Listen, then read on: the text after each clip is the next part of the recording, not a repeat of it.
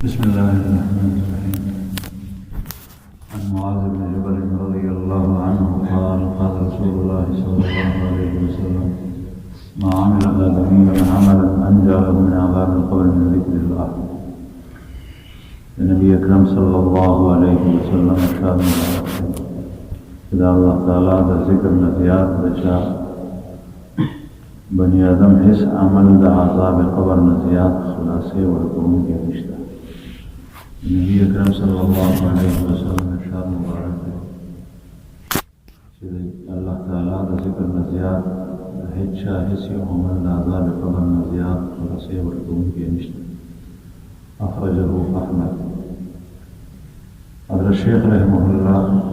तो क़ायदा की हदीस दरान दी लिखी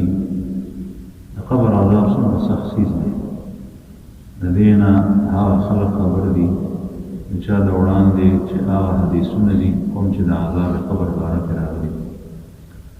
हज़रत उस्मान रज़ियल्लाहु अन्हु बजकल क़ब्र तशरीफ योड़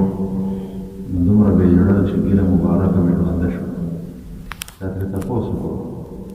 तासु दे जन्नत दोज़ख द यार न तुमरा न जड़ सुन च क़ब्र पर दो जड़ दे इरशाद फरमाया कि क़ब्र द आखिरत द मंज़रुन रठोर नड़ुंबे मंज़र सोच से देख खलासे बयान में रस्त टोल मंजर न होगा आसान शे और सोच दीन खलासे बयान में दरस्त मंजर न हो और तबानी लिहाज़ नबी करीम सल्लल्लाहु अलैहि वसल्लम पाक इरशाद और रसूलुल्लाह सल्लल्लाहु अलैहि वसल्लम इरशाद फरमाया कि मा हिस्से मंजर द क़ब्र नज़ियात नबियाही वाला ने हज़रत आयशा रज़ियल्लाहु अन्हा उम्मुल मोमिनीन इरशाद फरमाई नबी अकरम सल्लल्लाहु अलैहि वसल्लम बदा हर मानदन पस द क़ब्र द अज़ाब न पनाह वस्ता। हज़रत ज़ैद रज़ियल्लाहु अन्हु इरशाद फरमाए कि नबी अकरम सल्लल्लाहु अलैहि वसल्लम इरशाद फरमाए मा तदा खतर दा कि तासु बद वेरे और द खौफ को वजह मड़ी खफवल प्रीदे गनी मा ब दुआ करी वा कि अल्लाह जल्ल जलालहू तासु तो हम द क़ब्र अज़ाब वौरी और ओखे द बनी आदम और बयान में अलावा रोल लसा मखलूक द क़ब्र अज़ाब को हदीस की रागल की नबी अकरम सल्लल्लाहु अलैहि वसल्लम दोबारे सफ़र तशरीफ पढ़ो रसूलुल्लाह सल्लल्लाहु अलैहि वसल्लम उख उयरे था क्या तपोस पहुँच नबी अलैहिस्सलाम को उख सूश नबी अकरम सल्लल्लाहु अलैहि वसल्लम इरशाद फरमाया कि वो सड़ी द क़ब्र अज़ाब कीगी द आगे का आवाज़ न उयरे था वार नबी करीम सल्लल्लाहु अलैहि वसल्लम जमात को तशरीफ योड़ो सो कसानी उलिदल जब जोर जोर खंदा कौला नबी करीम सल्लल्लाहु अलैहि वसल्लम इरशाद फरमाए कि चरे मर्द मो डेर डेर याद वले नुदा खबरे बनवे फ़कर बर यो रज़ हमदा से न तेरी कि पागे के अहदा ऐलान न कवी चज़द नाशनाई कोरियम द खावरो द चिंजो और द जनावरो कोरियम हर कल यो मोमिन कामिल ईमान वाला दफन करेशी नो क़ब्र वर्तवाई सतारा अल मुबारक की ताडेर खो चराग सुमर खलक से जमा पशा या नज़मत बांधने कर दिल हल टोल के जमा से डेर खौफ ननमा तो उस पार लेशे नो जमा खसुडो को हम कोई नहीं देना बस आगा क़ब्र गुमर फराखा और अर्थ शी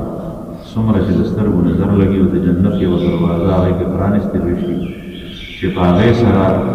दा गज़ाए हवागाने खुशबुई वगैरह तरारसी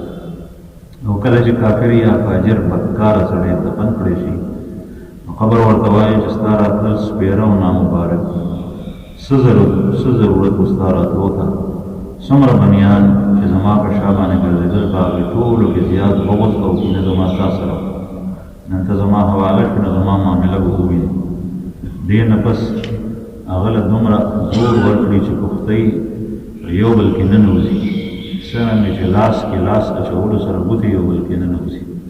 देना बस सलोरने में चले या यो कम सल अजदहागा ने पागा मुकर्रर करेशी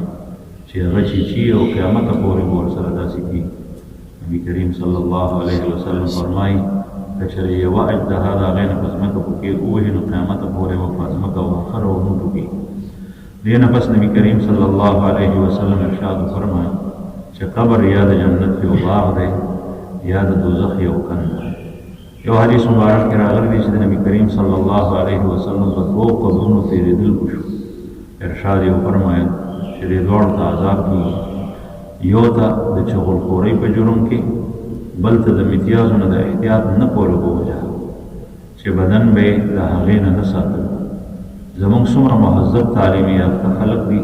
چې استنجا کول عیب ګڼي، دې پورې ټوکې کوي. عالمانو د متیازو نه ځان نه ساتل ګناه کبیره ښودلې ده. ابن حجر مکی رحمه الله لیکلي دي چې صحیح روایت کې راغلي دي چې اکثر عذاب قبر د متیازو په وجه سره کېږي. یو حدیث کې راغلی دی چې قبر کې به د ټولو نه لومړی مطالبه او د سماعت باره کې کېږي. خلاصه ده چې عذاب قبر ډېر سخت څیز دی، او څنګه چې د دې په کېدلو کې بعضې ګناهونو ته خاص دخل دی، دغسې د دې نه بچ کېدو کې هم بعضې عباداتو ته خصوصي شرافت حاصل دی. لکه چې ګڼو حدیثونو کې راغلي دي چې سوره ملک یعنې تبارک الذي هره شپه لوستل د عذاب قبر نه د خلاصۍ سبب دی، او د دوزخ د عذاب نه هم د حفاظت سبب دی. او د الله تعالی د ذکر باره کې پورتنی حدیث خو خامخا دی چې په هغې کې چې کوم سړی د الله ذکر کوي، نو عذاب قبر